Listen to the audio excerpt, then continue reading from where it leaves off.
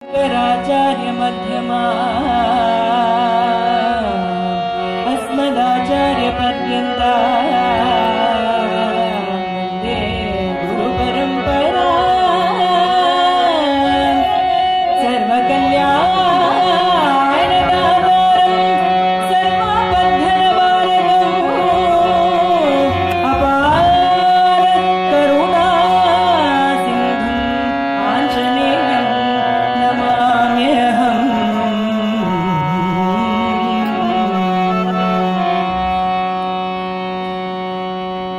സദ്ഗുരുവിന്റെ കൃപ കൊണ്ട് ഇന്ന് നമ്മൾക്ക് നമ്മളുടെ സ്വന്തം പൂർണ്ണത്രയീശന്റെ കേശാദിപാദം വർണ്ണിക്കുവാനും അനുഭവിക്കുവാനും ഒരു ഭാഗ്യം ഇവിടെ ലഭിച്ചിരിക്കുകയാണ് ഈ വിഷു സുദിനത്തിൽ. പൂർണ്ണത്രയീശന്റെ കേശാദിപാദം പൂർണ്ണത്രയീശന്റെ സഹായം കൊണ്ട് മാത്രമേ നടക്കുള്ളൂ. പൂർണ്ണത്രയീശന്റെ ഒരു ധ്യാനത്തോടുകൂടി നമുക്ക് ഈ ഹരികഥ ആരംഭിക്കാം.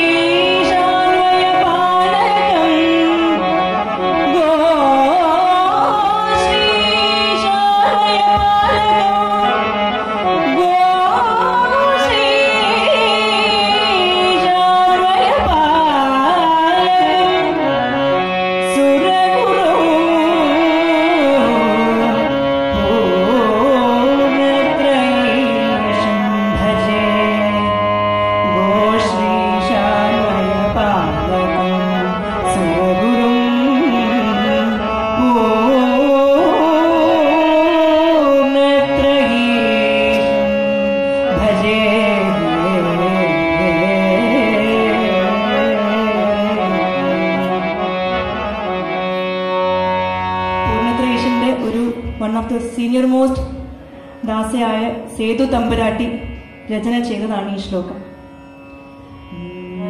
കസ്തൂരി തിലകം നാരായണ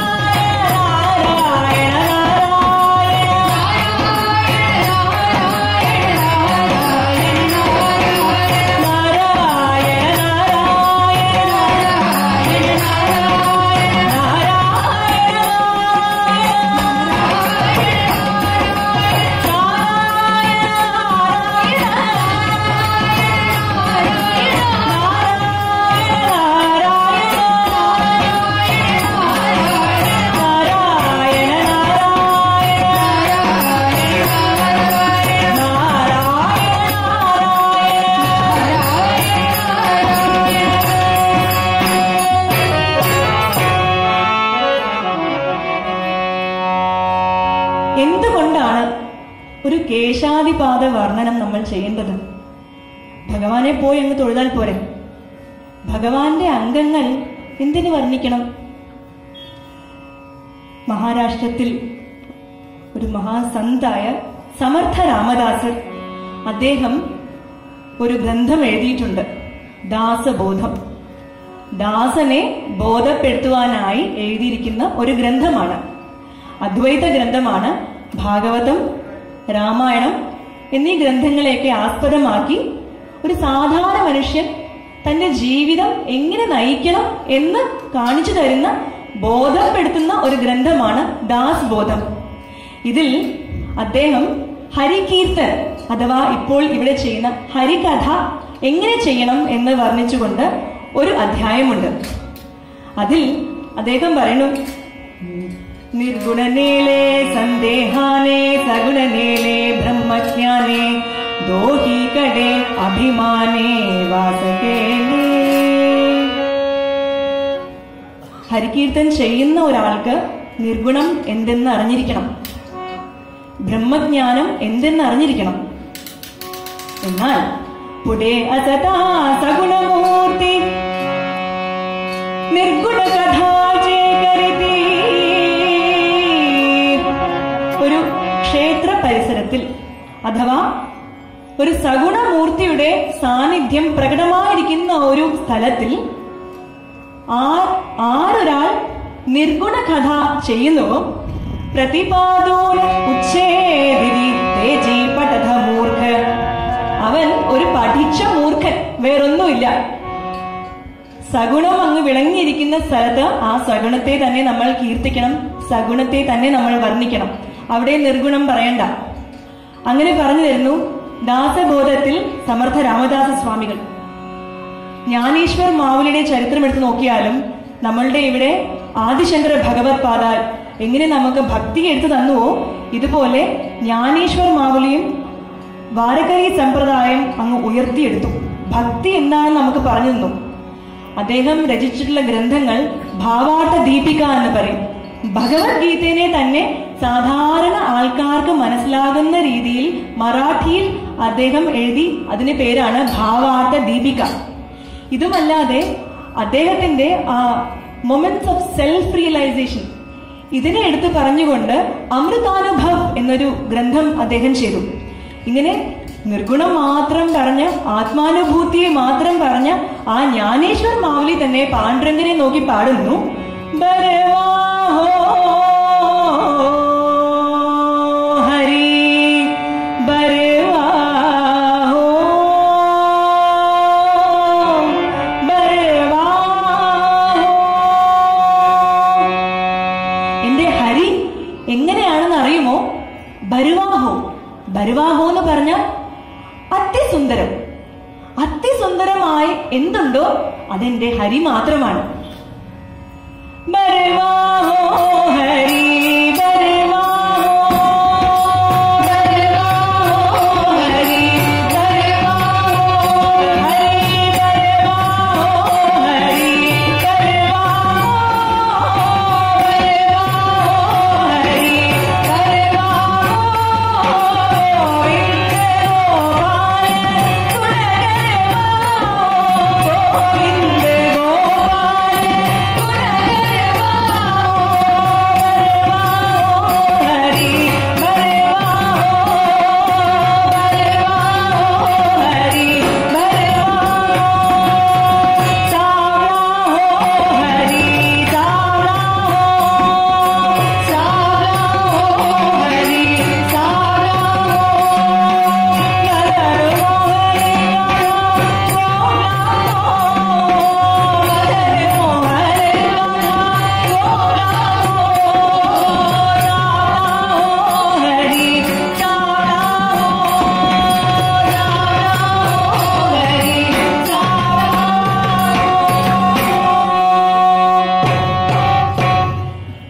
ഹരി നീലമേഘ ശ്യാമളനാണ്.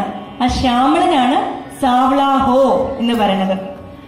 സാവ്ലാഹോ ഹരി മദനമോഹനനായ ആ കാൻഹ ഗോവ്ലാഹോ വെറും ഒരു ഗോപാലകനാണ്. ഹേ സഖി, എന്റെ ഹരി സാവ്ലാഹോ ബരുവാഹോ എന്ന് പാടുന്നു ആ പരബ്രഹ്മജ്ഞാനിയായ ജ്ഞാനേശ്വർ മഹാരാജ്. നമ്മൾ ഭഗവാനെ എങ്ങനെ സ്തുതിക്കണം? അപ്പോൾ ഭഗവാന്റെ ആ രൂപം നമുക്ക് കണ്ടാലല്ലേ ഭഗവാനെ ആസ്വദിക്കാൻ പറ്റുള്ളൂ. ഭഗവാന്റെ രൂപം എങ്ങനെ കാണാൻ പറ്റും? ശ്രീ രുക്മിണി ദേവി തന്നെ ചോദിക്കുന്നു, സാക്ഷാത്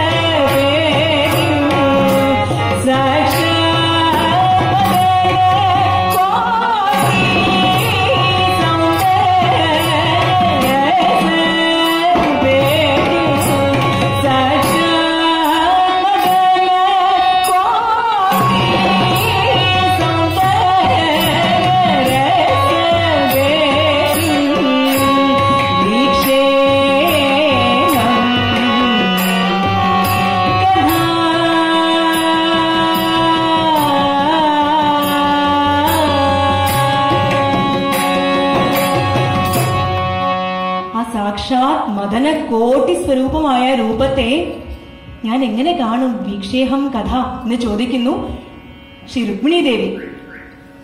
രുക്മിണി ദേവിയുടെ തത്വം, നമ്മൾ രുക്മിണി ദേവി ആയിട്ട് അങ്ങനെ പാടിയാൽ നമുക്ക് ആ രൂപം കാണാൻ പറ്റും. രുക്മിണി ദേവി നമ്മളെ പോലെ ആ ജീവാത്മാവാണ്. എങ്ങനെ രുക്മിണി ദേവിയുടെ സോദരങ്ങൾ രുക്മിണി ദേവിയെ വേറെ ആർക്കും വിവാഹം കഴിച്ചു കൊടുക്കാൻ ഉദ്ദേശിച്ചുവോ, അതുപോലെ നമ്മളുടെ പഞ്ചേന്ദ്രിയങ്ങൾ ഈ പാവം ജീവാത്മാവിനെ പിടിച്ചു വലിക്കുന്നു. ഓരോരോ സ്ഥലത്ത് ഓരോരോ ഇന്ദ്രിയം പിടിച്ചു വലിക്കുന്നു അത്രേ. ഭാഗവതത്തിൽ പറയുന്നു, നമ്മളെ 5 പത്നിമാരുള്ള ഒരാളെ ഓരോരോ പത്നിമാർ അവരവരുടെ വഴിക്ക് വലിക്കുന്നത് മാതിരിയാണ് ഈ പഞ്ചേന്ദ്രിയങ്ങൾ നമ്മളെ പിടിച്ചു വലിക്കുന്നത്. പക്ഷെ ഈ ആത്മാവ് ഭഗവാനെ തന്നെ അങ്ങ് വലിച്ചിരുന്നാൽ ഭഗവാൻ നമ്മൾ പോലും അറിയാണ്ട് വന്ന് അങ്ങ് ഹരിച്ചു കൊണ്ടുപോകും. അതാണ് രുക്മിണി ഹരണം. അങ്ങനെ നമ്മളും ഏക മനത്തോടെ ആ ഭഗവാനെ തന്നെ ഭജിച്ചിരുന്നാൽ, ഭഗവാന്റെ രൂപം മാത്രം കാണാൻ ആഗ്രഹിച്ചാൽ, ശ്രുത്വാൻ ഗുണാൻ ഭുവനസുന്ദര പാടുന്നു അല്ലേ, ആ ശ്രുത്വാൻ ഗുണൻ, ആ ഗുണങ്ങൾ കേട്ടുകൊണ്ടാണ് നമ്മൾ തുടങ്ങുന്നത്. അവിടെ നിന്നാണ് വീക്ഷേഹം കഥ. അങ്ങനെ ഏറ്റവും സൂക്ഷ്മമായ ഇന്ദ്രിയമായ ഈ ശ്രവണേന്ദ്രിയം മൂലം നമ്മൾ